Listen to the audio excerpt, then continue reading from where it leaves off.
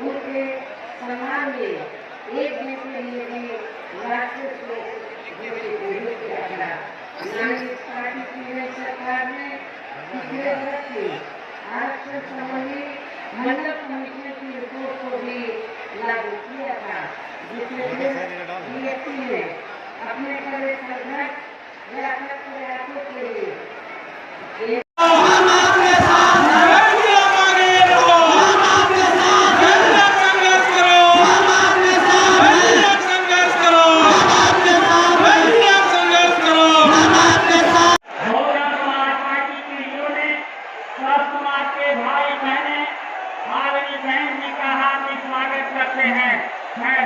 करते हैं। अब हम हमारी बहन कुमारी मायावती जी करोड़ों करोड़ों कमजोर मजलूम बेसहारा तीनों की आवाज हमारे बीच में आलिया बहन जी आए और जनसभा को संबोधित करें। आलिया बहन कुमारी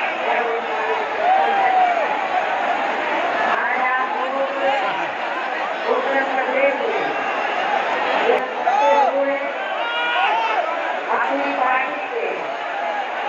अधिकांश संबल में नहीं लाती हैं तो उनके बहकावे में भी आपको कतई नहीं आना है, जिन पर से अब जनता का काफी हद तक विश्वास ही उतर गया है। इसलिए इस मामले में बीएसपी किसी भी चुनाव में विरोधी पार्टियों की तरह अपना कोई भी चुनावी घोषणा पत्र आदि जारी नहीं करती है। वैसे भी बीएसपी कहने में बहुत कम बल्कि कार्य करके दिखाने में ही ज्यादा विश्वास रखती है, और ऐसा हमने यहाँ यूपी में अपनी चारों रही सरकारों के दौरान करके भी दिखाया है। इसके साथ ही हमारी पार्टी की चारों रही सरकारों ने प्रदेश में बिगड़ी हुई कानून व्यवस्था को सुधारने के साथ साथ प्रदेश के विकास व आमजनी के लिए जो असंख्य अति महत्वपूर्ण कार्य किए हैं, वो अभी तक यहाँ किसी भी विरोधी पार्टी की सरकार ने नहीं किए हैं, बल्कि ज्यादातर उन्हीं कार्यों के नाम व स्वरूप आदि बदलकर अब विरोधी पार्टियों की सरकारें उन्हीं को ही भुनाने में लगी रहती हैं। लेकिन उन कार्यों के प्रति उनकी नीयत व सोच सही नहीं होने के कारण उसमें भी ये पार्टियां ज्यादा सफल नहीं हो पाई हैं। और अब मेरा यही कहना है कि आप लोगों को इस चुनाव में अपने हित व कल्याण के लिए या फिर से बीएसपी की सर्वजन हिताय व सर्वजन सुखाय की नीतियों पर आधारित सरकार बनाना बहुत जरूरी है। और इसके लिए पार्टी के लोगों को वोट पड़ने वाले दिन सबसे पहले सुबह उठते ही व समय से अपने अपने पोलिंग बूथों पर अपना वोट डालने के लिए जरूर जाना है। हमारी माताएं बहनें यहाँ बड़ी संख्या में मुझे सुनने के लिए आई हैं, उनसे भी मेरी पुरजोर अपील है कि वोट वाले दिन आप पुरुषों से पीछे नहीं रहेंगी, बढ़ चढ़कर आप इस चुनाव में हिस्सा लेंगी, अपना एक एक वोट जरूर डालेंगी। इसके साथ ही आपका वोट अन्य कोई व्यक्ति ना डाल सके, इसका भी आप लोगों को खुद ही ध्यान रखना है। इसके साथ साथ आपकी पार्टी का कोई भी वोट पड़ने से ना रह जाए तो उसका भी पार्टी के हर पोलिंग बूथ की कमेटी को विशेष ध्यान रखना है। और अब मेरी बीएसपी के लोगों से यही पुरजोर अपील है कि पार्टी ने यहाँ आपके बस्ती मंडल में जिन भी विधानसभा की सीटों पर अपने उम्मीदवारों को चुनाव के मैदान में उतारा है, जो यहाँ मंच पर आपके सामने यहाँ मौजूद भी हैं, तो उन्हें आप लोगों को वोट वाले दिन अपनी पार्टी के हाथी चुनाव चिन्ह के सामने वाले बटन को दबा के जरूर जिताना है। और फिर से आपको यहाँ सन 2007 की तरह ही बीएसपी की अपनी पूर्ण बहुमत की सरकार जरूर बनाना है। तभी फिर प्रदेश में अमन चैन कायम होने के साथ साथ यहाँ सभी धर्मों व वर्गों के लोगों का भी सही से विकास व उत्थान आदि हो सकता है। साथ ही यहाँ अन्याय, अपराध, भय व भ्रष्टाचार मुक्त एवं विकास युक्त वातावरण भी पैदा हो सकता है। और तभी फिर यहाँ परम पूज्य बाबा साहब डॉक्टर भीमराव अंबेडकर एवं मान्यवर श्री कांशीराम जी आदि का भी सपना सही साकार हो सकता है। इस उम्मीद के साथ ही अब मेरा यही कहना है कि आप लोगों को क्या करना है, वोट वाले दिन आप लोगों को पूरी तैयारी करके आप लोगों को हर पोलिंग बूथ को जिताना है, बीएसपी को सत्ता में लाना है। आप लोगों को हर पोलिंग बूथ को जिताना है, बीएसपी को सत्ता में लाना है। वैसे आज आप लोगों की भीड़, आप लोगों की ये अपार भीड़, वह भीड़ के जोश को भी देखकर मुझे ऐसा लग रहा है कि आप लोग बीएसपी के नेतृत्व में अपनी 5वीं बार सरकार जरूर बनाएंगे और अपनी बहन जी को 5वीं बार यूपी का मुख्यमंत्री जरूर बनाएंगे। और मैं पुनः आप लोगों को विश्वास दिलाना चाहती हूँ, जब 5वीं बार इस बार मेरे नेतृत्व में बीएसपी की सरकार बन जाएगी तो आप लोगों को किए जाएंगे। आपके ऊपर किसी भी प्रकार की जुर्म जाति नहीं होने दी जाएगी। और मेरी सरकार ने जो पूर्व में फैसले लिए हैं वो सभी फैसले फिर से लागू किए जाएंगे। डॉक्टर अंबेडकर ग्राम विकास योजना के तहत, मान्यवर शहरी समग्र विकास योजना के तहत गांवों और देहातों को सभी सुविधाओं से विकसित किया जाएगा। उन देहातों को और शहरों को प्राथमिकता के आधार पर विकसित किया जाएगा जहां पर वीकर सेक्शन के लोग रहते हैं, गरीब व वीकर सेक्शन के लोग रहते हैं। ये भी मैं आप लोगों को विश्वास दिलाना चाहती हूँ। मुझे पूरी उम्मीद है कि आप लोग बस्ती मंडल से इस बार अपनी पार्टी का जरूर अच्छा रिजल्ट लाएंगे। इस विश्वास के साथ ही अब मैं पुनः अपनी पार्टी के बस्ती मंडल के सभी उम्मीदवारों को जिताने की पुरजोर अपील करते हुए अपनी बात यही समाप्त करती हूँ। हो रहे आम चुनाव में कोरोना नियमों का पालन करते हुए अपनी पार्टी के बस्ती मंडल के उम्मीदवारों के समर्थन में मुझे सुनने के लिए यहाँ भारी संख्या में इकट्ठा हुए हैं, तो उसके लिए मैं आप सभी लोगों का हार्दिक दिल से आभार प्रकट करती हूँ। और अब मैं सबसे पहले अपनी पार्टी के संबंध में ये कहना चाहूंगी कि हमारी पार्टी यह चुनाव उत्तर प्रदेश की सभी विधानसभा की सीटों पर अकेले अपने बलबूते पर ही पूरी तैयारी व दमदारी के साथ यहाँ सन 2007 की तरह ही फिर से अपनी पार्टी की पूर्ण बहुमत की सरकार बनाने के लिए लड़ रही है, ताकि आप लोगों के फिर से यहाँ बीएसपी के शासनकाल वाले आपके अच्छे दिन वापस आ सके। इसके साथ ही हमारी पार्टी ने पूर्व की तरह इस चुनाव में भी बीएसपी से जुड़ने की तादाद को ध्यान में रखकर फिर उसी अनुपात में ही यहाँ सर्व समाज के लोगों को टिकट भी दिए हैं। और अभी चुनाव में आप लोगों को अपना वोट कांग्रेस, बीजेपी, सपा व अन्य विरोधी पार्टियों को न देकर केवल अपनी एकमात्र हितैषी पार्टी बहुजन समाज पार्टी को ही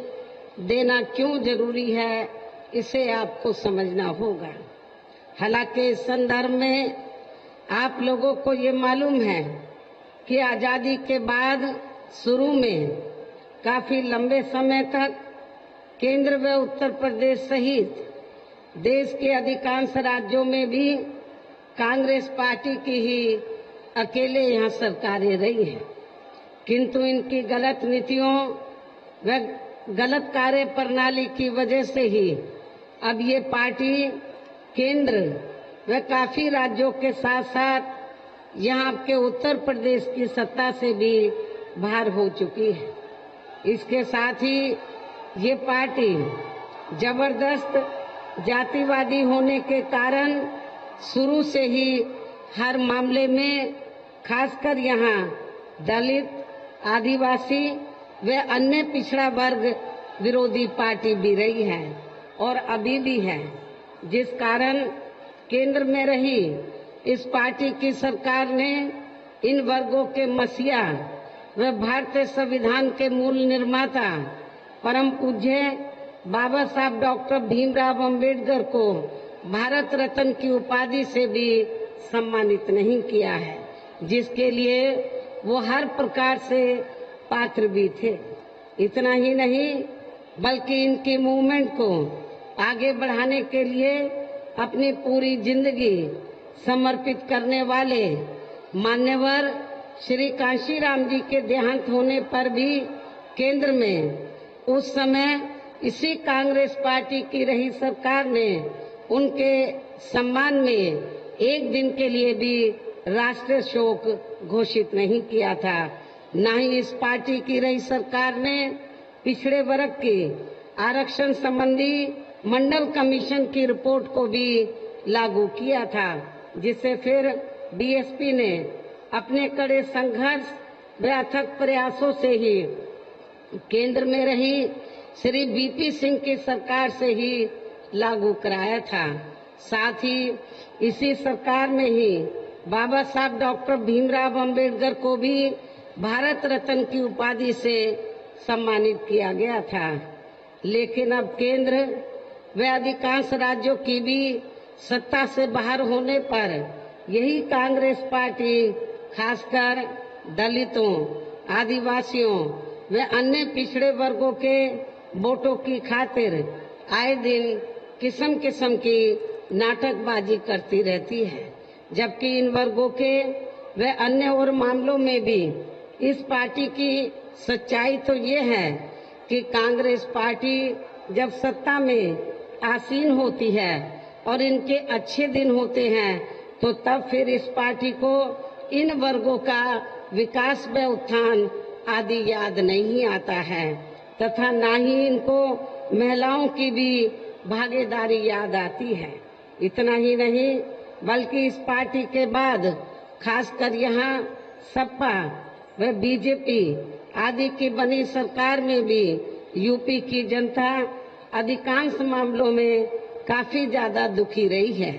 पीड़ित रही है। सपा की सरकार में तो ज्यादातर यहाँ गुंडों, बदमाशों, माफियाओं, अराजक तत्वों व सरेआम लूट खसोट करने एवं दंगे फसाद आदि कराने वालों का ही राज रहा है, जिसकी खास वजह से ही इस सरकार में हमेशा यहाँ तनाव की स्थिति बनी रही है। प्रदेश में विकास के कार्य भी ज्यादातर यहाँ एक विशेष क्षेत्र व एक विशेष समुदाय के लोगों तक ही सीमित होकर रह गए हैं। खासकर दलितों व अति पिछड़े वर्गों के लोगों को हमारी सरकार ने जो अनेकों सुविधाएं दी थी तो उन्हें भी सपा सरकार ने ज्यादातर खत्म कर दिया है। साथ ही इनके संतों, गुरुओं व महापुरुषों आदि के आदर सम्मान में हमारी सरकार द्वारा जनहित की अनेकों योजनाओं के व नए बनाए गए जिलों के तथा यूनिवर्सिटी व पार्क आदि के भी जो नाम रखे गए थे तो उन्हें भी अधिकांश सपा सरकार ने बदल दिया है। इस प्रकार से इनके प्रति ये है इनका प्रेम व सम्मान आदि। इसके साथ ही हमारी पार्टी तो इन मामलों को लेकर ये भी सोचकर चल रही थी कि सपा सरकार के हटने के बाद शायद बीजेपी की सरकार सपा के इन फैसलों को जरूर बदल देगी, लेकिन ऐसा नहीं हुआ, जिससे सपा की तरह ही बीजेपी सरकार की भी इन वर्गों के प्रति तथा इनके संतों, गुरुओं व महापुरुषों आदि के प्रति भी हीन व जातिवादी मानसिकता साफ झलकती है। इसलिए चुनाव में खासकर इन वर्गों के लोगों को सपा के साथ साथ बीजेपी को भी अपना वोट कतई भी नहीं देना है। इसी प्रकार भारतीय जनता पार्टी की भी नीतियां, भारतीय जनता पार्टी की सरकार की भी नीतियां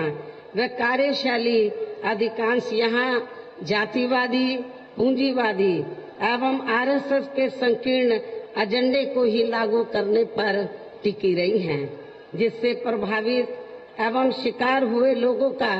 इस सरकार में सही से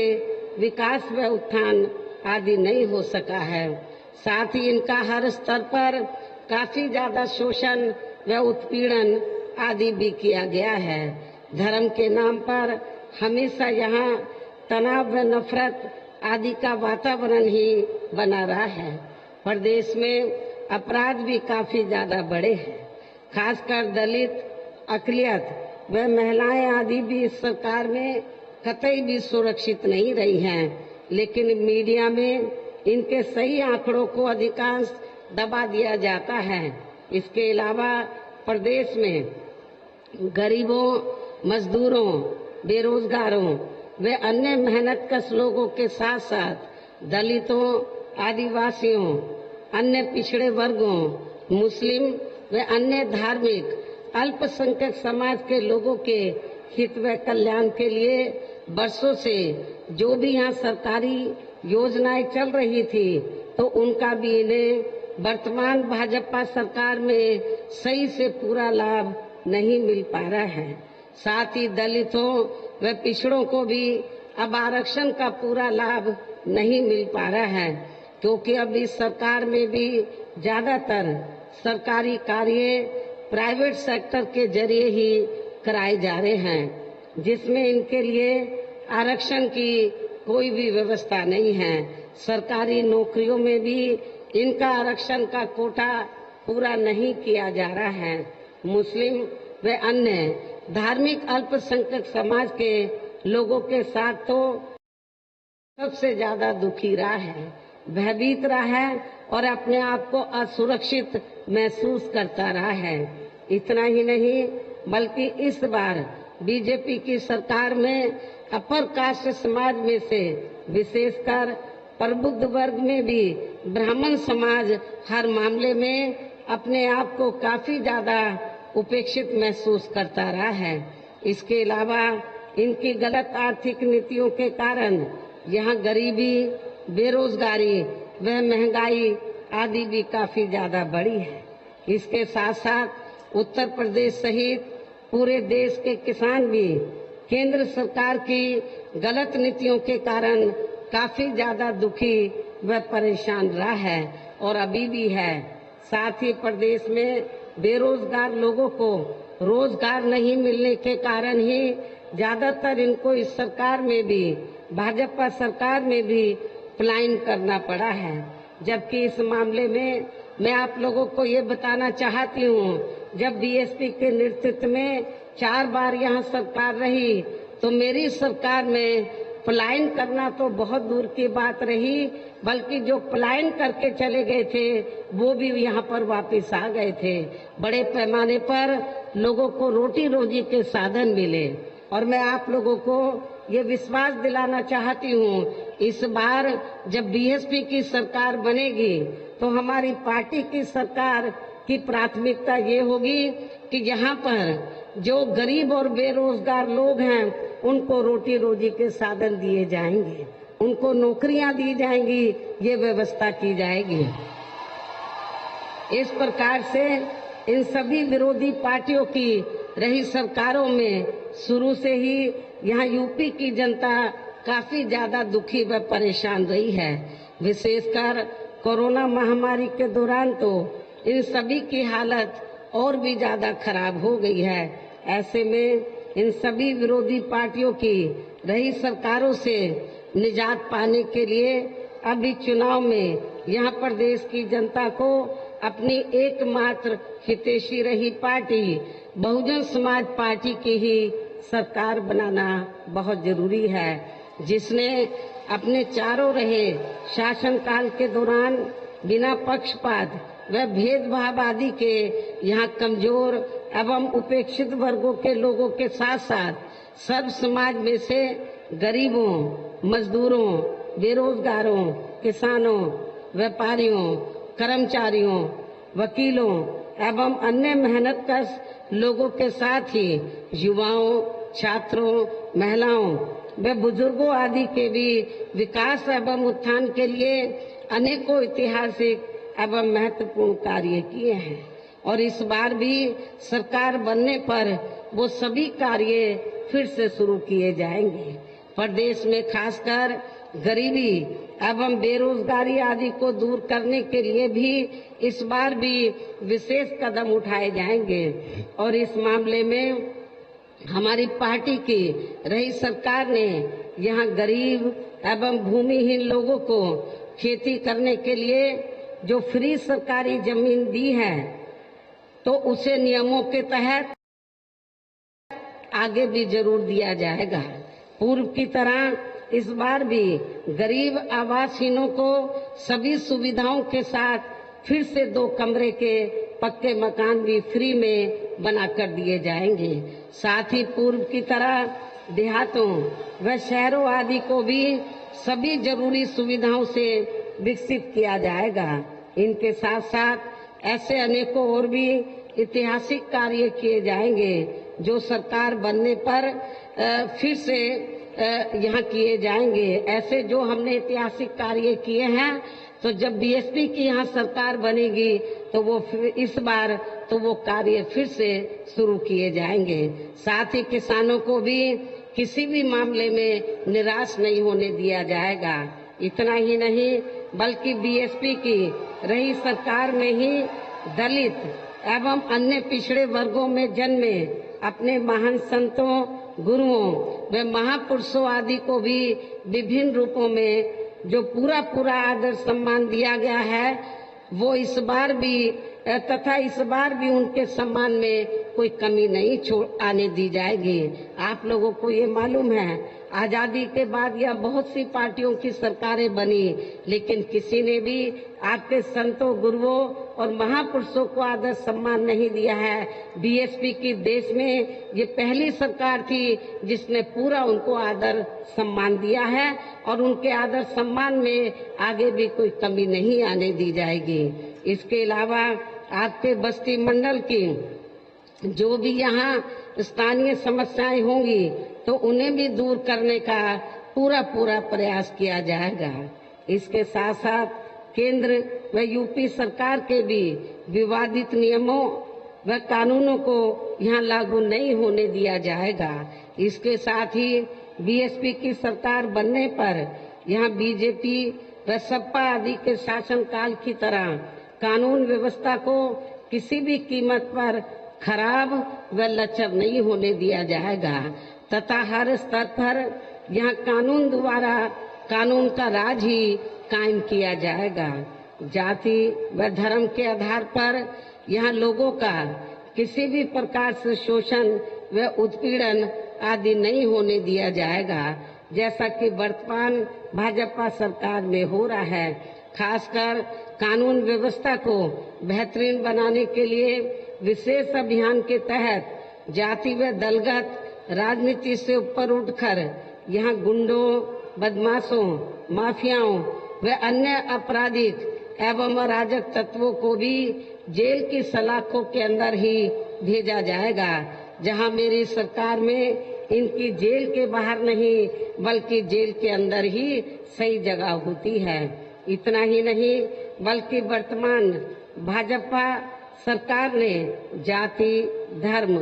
व राजनीतिक द्वेष की भावना के तहत जिन लोगों को खासकर धरना प्रदर्शन आदि के नाम पर जबरदस्ती गलत धाराओं में फंसा के उन पर अनेकों केस चलाए हुए हैं तो उन मामलों की भी सही से जांच करा के उनके केस भी खत्म कर दिए जाएंगे। इसके साथ साथ प्रदेश में खासकर शिक्षा के क्षेत्र में व अन्य और विभागों के भी कर्मचारी जो आए दिन अपनी मांगों को लेकर धरना प्रदर्शन एवं हड़ताल आदि करते रहते हैं, तो उन सभी मामलों को निपटाने के लिए एक आयोग का गठन किया जाएगा और उनकी सही मांगों को मान लिया जाएगा,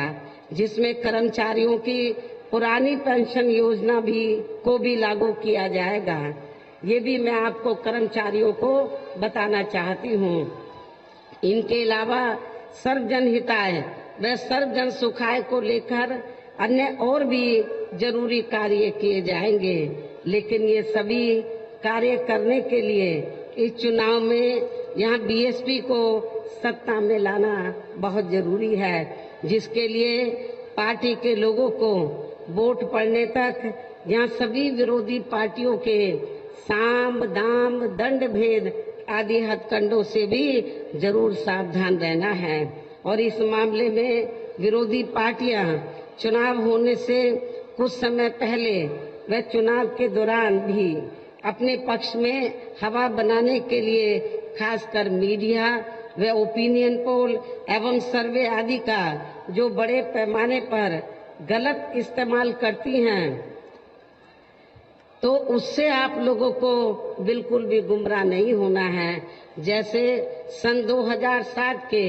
हुए विधानसभा चुनाव में उस समय मीडिया में जो बीएसपी को लेकर ओपिनियन पोल व सर्वे आदि दिखाए गए थे, तो वो गलत साबित हुए थे। इस बार भी आप लोगों को गलत साबित करके दिखाना है। ये भी मैं आप लोगों को बताना चाहती हूँ। इतना ही नहीं, बल्कि यहाँ हो रहे आम चुनाव, इतना ही नहीं, मैं आप लोगों को ये भी बताना चाहती हूँ कि इसके साथ ही यहाँ मैं ये भी कहना चाहती हूँ कि जब से पश्चिमी यूपी के, क्योंकि आप लोगों को मालूम है यूपी में 7 चरणों में चुनाव हो रहा है, जिसकी शुरुआत पश्चिमी यूपी से हुई है। और जब से पश्चिमी यूपी के बारे में बीएसपी की दलितों व मुसलमानों की स्थिति को लेकर भारत सरकार के माननीय गृह मंत्री जी ने एक अपने इंटरव्यू में जो एक सवाल जवाब में जो कुछ कहा है, तो तब से यहाँ मीडिया व विरोधी पार्टियों ने भी फिर से ये रागना शुरू कर दिया है कि बीएसपी बीजेपी की बी टीम है, जिसमें रत्ती भर भी सच्चाई नहीं है। और यदि बीएसपी बीजेपी की बी टीम होती तो फिर सपा ने यहाँ एक बार विधानसभा का व दूसरी बार लोकसभा का आम चुनाव बीएसपी के साथ मिलकर क्यों लड़ा था। इस बारे में मीडिया व सपा भी जनता को जरूर बताए। इतना ही नहीं, बल्कि अपनी पारिवारिक व राजनीतिक स्वार्थ के लिए आपसी रिश्तों व मेल मिलाप तथा संसद के भीतर देश व दुनिया के सामने जब श्री मुलायम सिंह यादव के भाजपा को जीत का आशीर्वाद देने आदि को थोड़ी देर के लिए भुला भी दिया जाए, आदि को देने के लिए थोड़ी देर के लिए भुला भी दिया जाए, तो भी खासकर श्री मुलायम सिंह यादव का सन 1977 में बीजेपी के साथ यूपी की सरकार में बने रहना तथा श्री कल्याण सिंह के साथ उनका गले मिलना तथा सन 2003 में मेरे सरकार छोड़ने के बाद बीजेपी के सहयोग से यूपी की सत्ता में अचानक आ जाना, यहाँ के लोग कैसे भुला सकते हैं। इसके साथ साथ सपा की तरह ही कांग्रेस पार्टी ने भी यहाँ विधानसभा का आम चुनाव एक बार बीएसपी के साथ मिलकर क्यों लड़ा था तथा केंद्र में भी अपनी सरकार के लिए कई बार बीएसपी का समर्थन क्यों लिया था। इस बारे में भी मीडिया